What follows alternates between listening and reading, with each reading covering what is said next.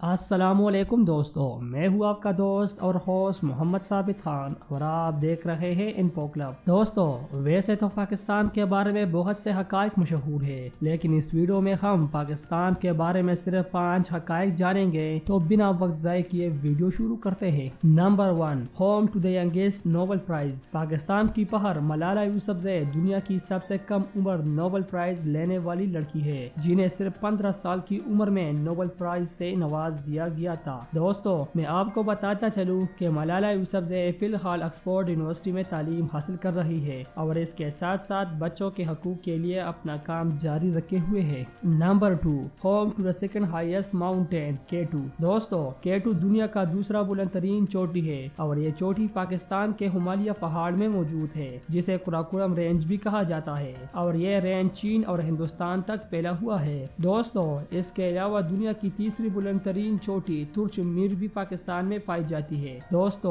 یہ چوٹی بھی پاکستان کے ہمالیہ پہاڑ میں واقع ہے۔ Number 3، the world's largest deep sea port. دوستو، آپ یہ جان کر پاکستان ہونے پر فخر محسوس کریں گے کہ پاکستان کے پاس دنیا کی سب سے بڑی گہری سمندری بندرگاہ موجود ہے، جو ایشیا میں پاکستان کے اعلی حیثیت کو برقرار رکھتی ہے۔ دوستو، بلوچستان میں گوادر بندرگاہ کے بنیادی ڈھانچے کو ترقی دینے کے لیے پاکستان چین کے ساتھ مل کر کام کر رہا ہے، جو دنیا کی سب سے بڑی بندرگاہ ہے۔ دوستو، یہ بندرگاہ مغربی چین اور وسطی ایشیا ممالک کے لیے پورٹل کا کام کرے گی۔ Number 4، world highest road. دوستو، پاکستان کے پاس یہ ریکارڈ بھی موجود ہے کہ دنیا کی بلند ترین پکی سڑک پاکستان میں موجود ہے اور اس کو 8ویں حیرت بھی کہا جاتا ہے، اور اس سڑک کا نام شاہراہ قراقرم ہے، جو پاکستان نے چین کے ساتھ مل کر بنایا تھا۔ Number 5، largest ambulance service. دوستو، پاکستان میں ایدی ایمبولینس سروس دنیا کی سب سے بڑی رضاکارانہ ایمبولینس سروس ہے،